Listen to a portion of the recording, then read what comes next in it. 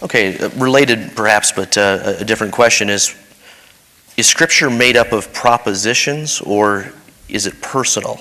Should we treat Scripture something like an impersonal owner's manual or something more intimate, like a love letter?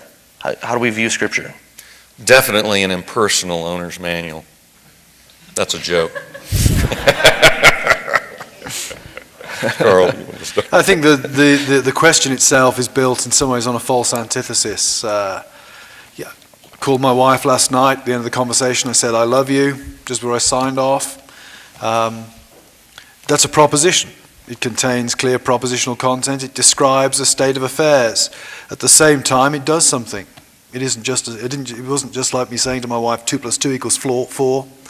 It actually helps cement, strengthen, reinforce a relationship that already exists. It describes a state of affairs and it reinforces that.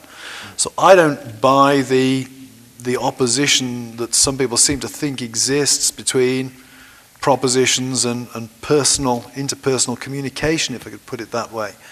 I think I understand what people who make that criticism are concerned about. Certainly, we don't want to look at Scripture as just a set of objective logarithms, multiplication tables, those kind of statements. But on the other hand, Scripture is full of propositions. Right.